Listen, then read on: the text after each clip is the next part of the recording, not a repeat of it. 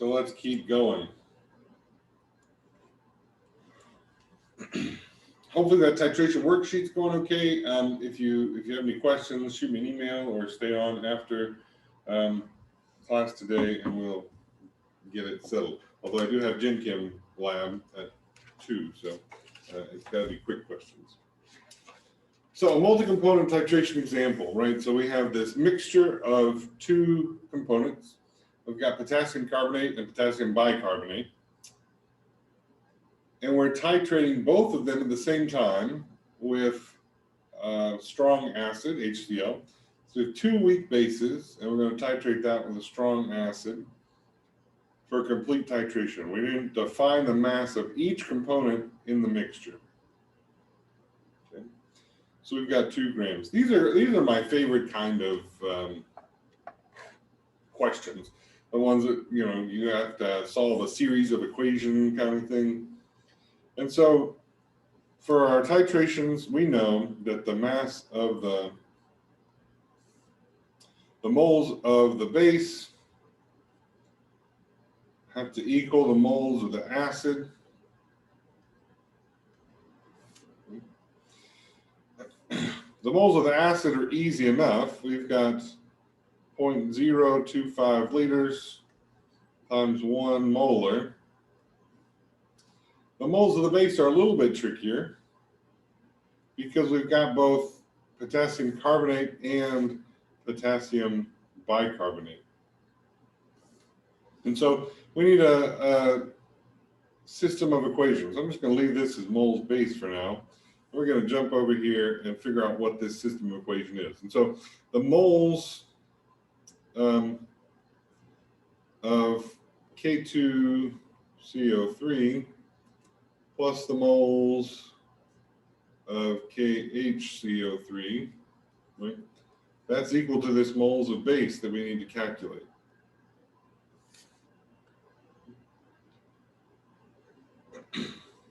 And so moles, if we know the molar mass and we know that we need to find moles, then we need the mass of each thing.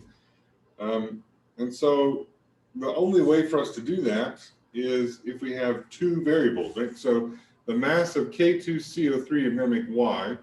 So Y grams, that's a Y, that's a G, of K2CO3 divided by the molar mass, 138.21 grams per mole, plus X grams of KHCO3 divided by 100.12 grams per mole. How are X and Y related to one another?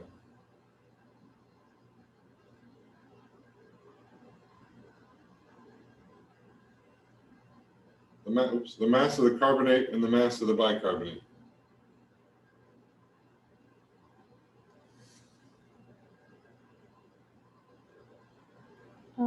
It's a 2-gram mixture.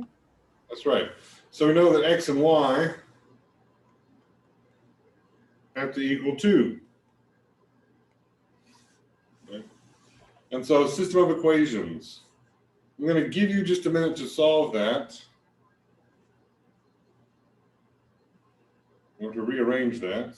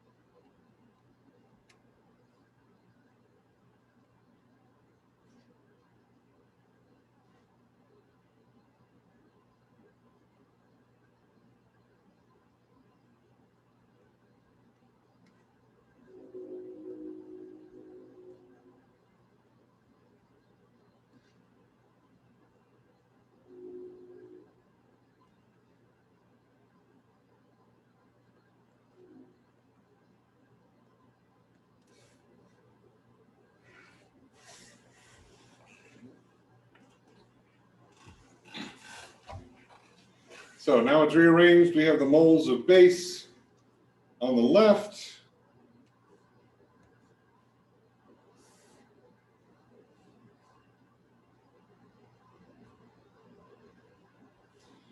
Moles of acid on the right. Okay. The rest is just algebra. I'm not going to do that right now. I want to finish chapter 7. But if you have any issues solving that, reach out and let me know. Okay. If you want, I'll give you the answer here, and you can check yourself. 1.121 grams of K2CO3, and the balance 0.879 grams of the bicarbonate. So you can check yourself on that. Okay, so acid-base titrations, you've probably done one before in 124, or even in high school. They're a pretty common lab experiment. A less common laboratory experiment is a precipitation titration. This is something where, in order to figure out the amount, the number of moles of a compound in a solution, instead of doing a reaction with it where it turns into something else, we're going to precipitate it out with some precipitating agent. In a normal gravimetric experiment, which we'll talk about later in the semester, you add so much precipitant that you have an overabundance of it, shifting that equilibrium all the way to the solid product, and then you just weigh all of your excess. In precipitation titration, however, you add just enough of that precipitating agent, in order to precipitate all of the analyte of interest. The indicator is usually the precipitate itself, right? So you add another drop and you notice that no new crystals form, kind of thing. That's when you know you have just enough excess precipitant. Okay. There are ways of using ion-sensitive electrodes as well, but generally speaking, we're going to just look at the precipitant as the indicator. Now, when we do pH titrations or acid-base titrations, we look at the pH. That's sort of our indicator of how things are going. In a precipitation titration, we look at P. I'm going to just use X here, where X is whatever we're interested in, right? So pH is the negative log of the H plus concentration. Px is the negative log of the X ion concentration.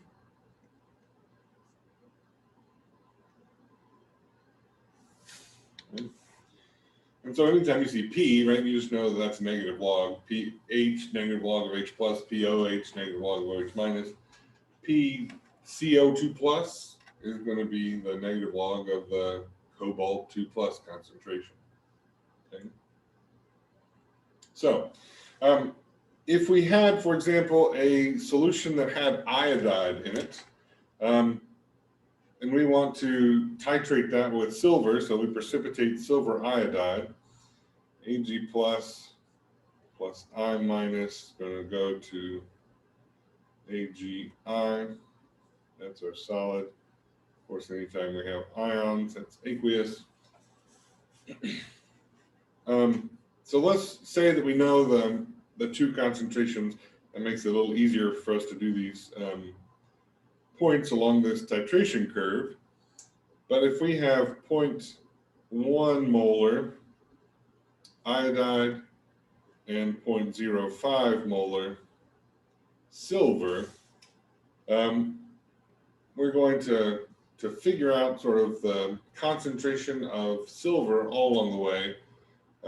So that would be PAG in this case, right? We're interested in the silver concentration. Okay.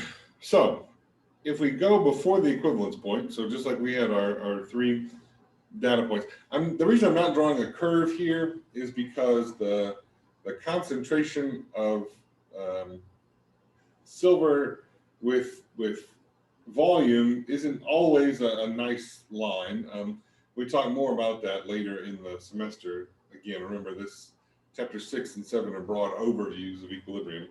And so I'm not going to draw the curve, but we know that we can break it up into 3 different regions. The first region is before the equivalence point.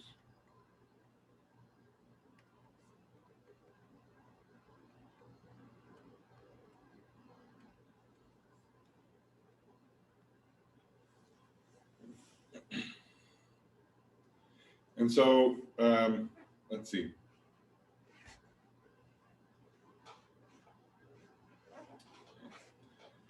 We are, so we start with 25 mils of iodide, and we're adding silver to it. And so before the equivalence point, essentially all silver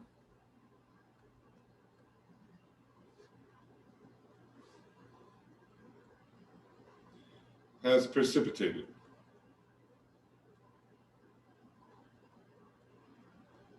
Right? As silver iodide. Now, essentially all doesn't mean we can say that the concentration is 0, right? We know better than that. But the reason being because AgI is slightly soluble, right? It has a KSP. We can look up the KSP, and we know that the KSP is equal to the concentration of Ag plus times the concentration of I minus. And so you can, of course, do this in an ice table. And so let me draw one up here real quick.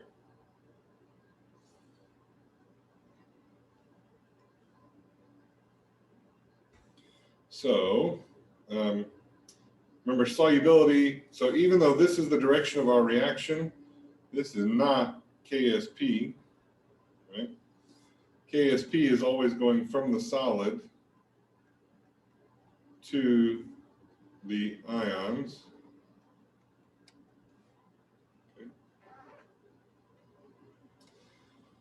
Okay. Now, let's say that we have added 5 mils of our silver iodide, of our silver plus, sorry.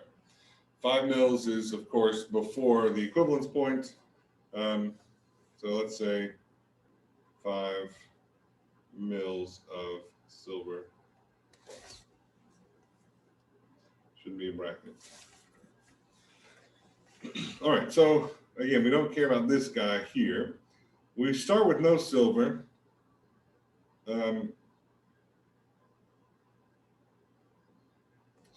We start with 5 mils of our silver, which is 5 mils times 0.05 molar. If we, let me back up and do a quick refresher on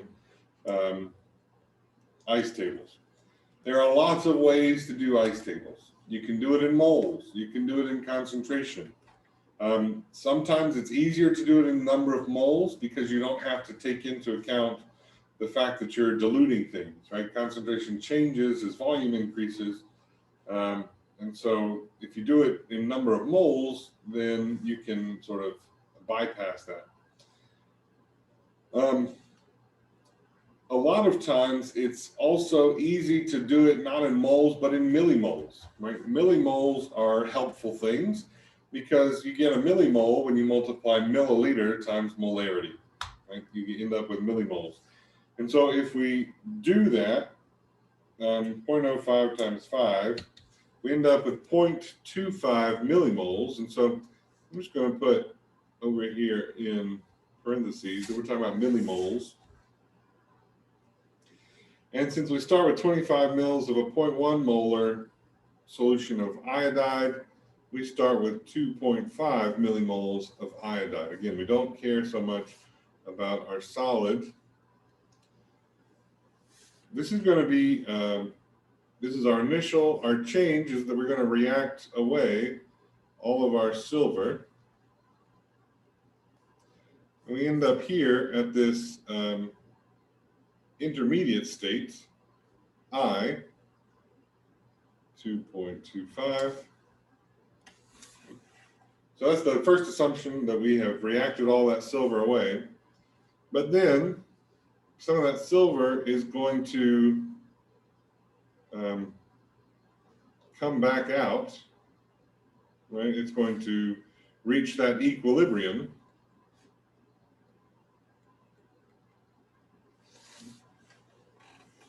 So what's happened, right? We've added our silver ion to our iodide solution, and it's formed silver iodide. In this intermediate step, right, we assume that 100% of the silver reacts. And for us, reacting means form the silver iodide. Now, that's a pretty lousy assumption, and we know that's a lousy assumption because there's a KSP value for silver. And so here is where we take into account the KSP and the redissolving of our silver iodide. And so now we just take our KSP and we say that's equal to X times 2.25 plus X. It's probably reasonable to ignore this plus X, but I'll put a box around it just for now. We look at the KSP for silver iodide.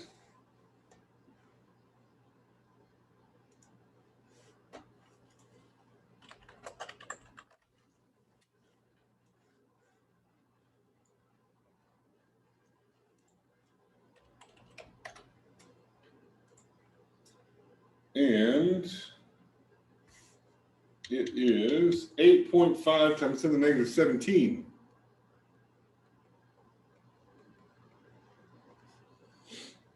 And that's equal to 2.25x, since we're ignoring that plus x. And so x is 8.5 times 10 to the negative 17 divided by 2.25. 3.8 times 10 to the negative 17 molar. Really tiny. Okay. Really tiny.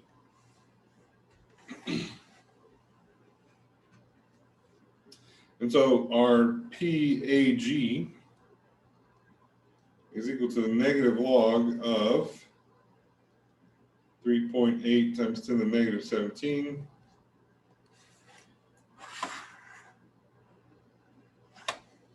And so we end up with a 16.42 PAG.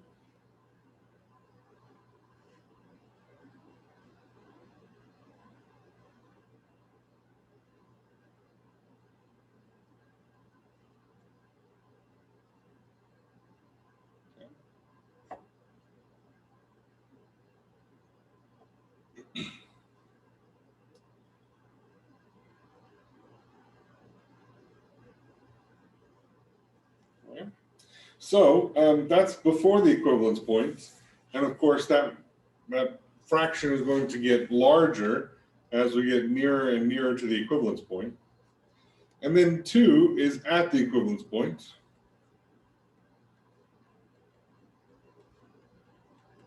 Okay. That means that there's no excess iodide. Oh, fiddlesticks. Nobody said anything, but I did my classic mistake. This is what I do. I did it in Gin Kim this morning. I should have learned. Let's see. Because we did this in millimole, we need to reconvert this back into concentration. And so 2.25 millimole divided by my total volume now, which is 30 mils, 25 plus 5, gives me an iodide concentration of 0.075 molar. Okay, Did everybody catch what I did there? That was my mistake. Because I did my ice table in millimoles rather than in concentration, I had to divide by the volume to go back from concentration, to go back to concentration from millimoles. Our total volume is 30, 25 of the iodide we started with, and 5 of the added silver. And so KSP now divided by 0.075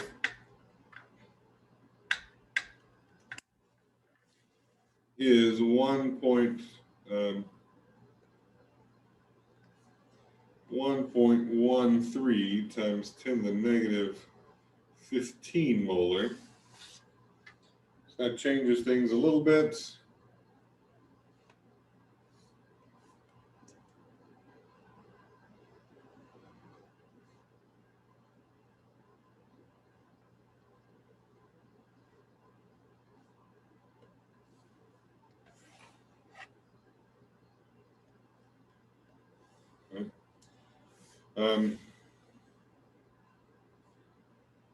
We are at 14, I'm sorry, 1.13 times 10 to the negative 15, which makes this 14.95.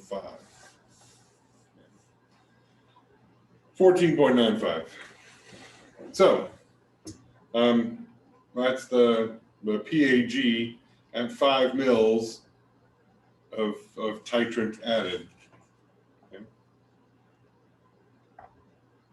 All right. So at the equivalence point, we have now a known amount of silver iodide and no additional iodide and no additional silver. And so at this point, it's just a KSP expression. And so I'm going to put only a solution of silver iodide. And so KSP is just equal to 8.5 times 10 to the negative 17 equal to x squared. 8.5, 17.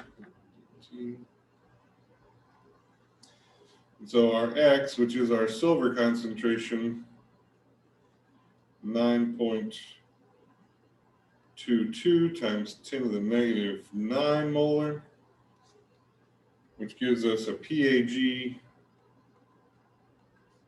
of 8.04. Every reaction is going to give us a different equilibrium data point, right? So this PAG is 8.04 because we were with sodium iodide. If we were with sodium chloride instead, silver chloride instead, silver chloride is 10 to the negative 10 KSP, and so it's much more soluble. And so the PAG would be a little bit lower if we were doing it that way. Okay. After the equivalence point,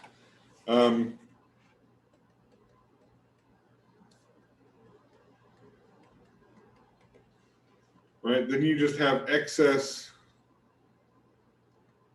silver ions, and this starts to look very similar to what we did with our acid-base stuff, right? We just have to figure out the new concentration of silver in our dilute solution. And so the equivalence point here, by the way, was 50 milliliters of silver.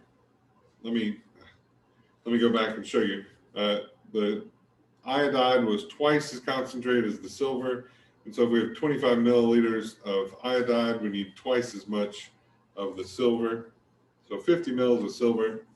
And so after the equivalence point, which is 50 mils, we have excess silver. So let's say that we're doing this at 55 milliliters of silver. We take our excess, right? Our excess volume is 5 mils. times the concentration of our silver, which was 0.05 molar. And then we divide that by our total volume, which is 55 mils of the silver and the original 25 mils of the iodide. So, a couple things I want to point out. Excess Ag plus, not the total Ag plus volume. This 55, though, is the total volume of our Ag plus. The 25, our initial volume of the iodide. So 5 times 0.05 divided by 80 mils gives us a concentration of silver that's 0.00313 molar. And so our PAG plus is 2.51.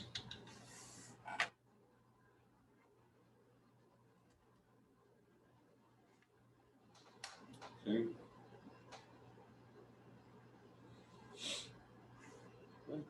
So those are the three data points that you'll need when you are calculating the precipitation titration data points.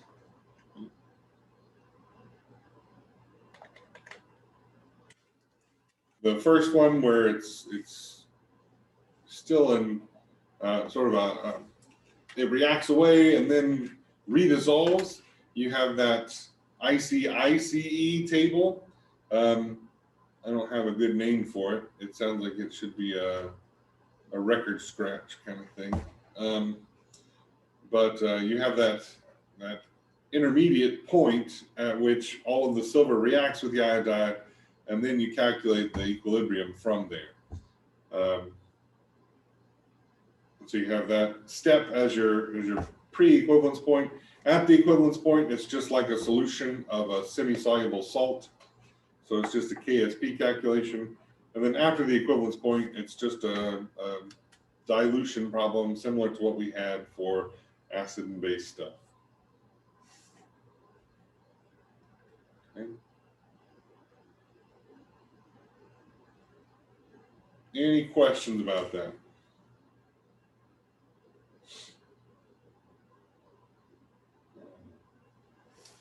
Okay, I think I didn't use all of my slides there, but that's okay. So how do we indicate this the endpoint for metal-based titration? So I mentioned that the precipitate itself is the endpoint, and you can sometimes do it by eye. I add one more drop from my burette, and I don't see any crystals form, so I must be done, right? That's okay if you have a solution that forms relatively large crystals, but some form very, very fine crystals, and especially as you get very near that equivalence point, there's not so much excess analyte, and so you're not necessarily forming crystals as quickly as you did initially. And so indicators for metal-based titrations often have some electrostatic interaction with the precipitate itself. So let's say that we're forming our silver iodide. We've got silver plus and I minus. And remember, I'm adding the silver to the iodide. And so up into the equivalence point, so before the equivalence point, I have excess iodide.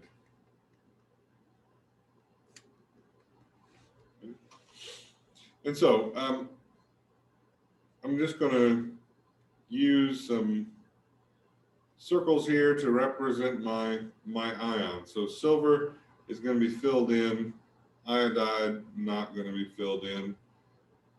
it'll save me having to go from color to color. But here's my crystal that I formed during precipitation. I got my crystal. Now, this crystal, and before the equivalence point, almost all crystals will have this sort of layer of iodide around them. Right? Because there's excess iodide in solution,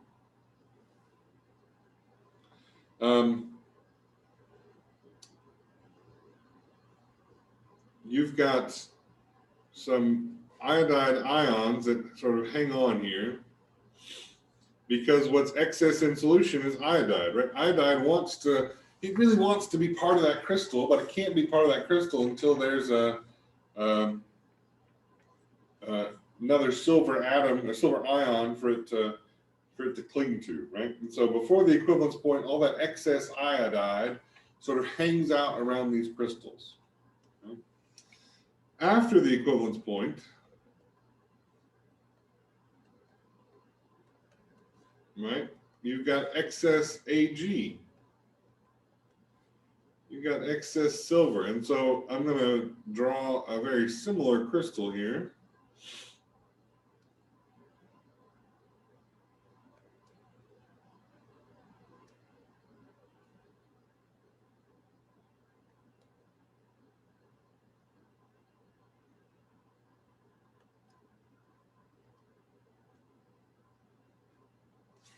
Okay. So my crystal's gotten a little bit bigger. And because now instead of excess iodide, there's no iodide floating around in solution, these all been crystallized. What's now floating around in solution is silver plus.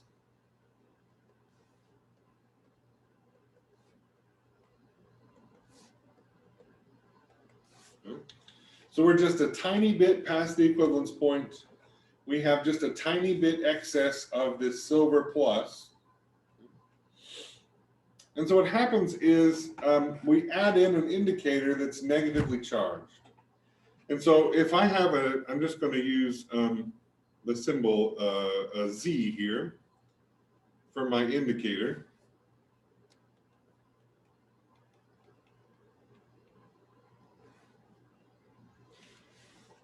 And so this indicator is not going to interact with the crystal at all while those iodides are hanging around. Negative charges repel, right? And so there's no attraction here.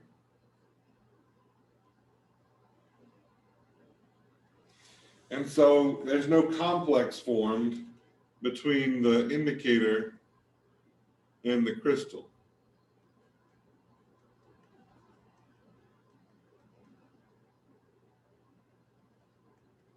Or indicator I minus, I should say. Right? But after the equivalence point, there's my indicator, right? Now positives and negatives, man, those are attracted to one another. And so this attraction between silver and the indicator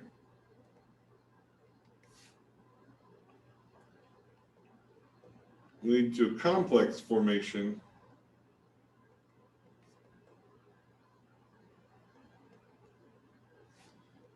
and that complex is colored.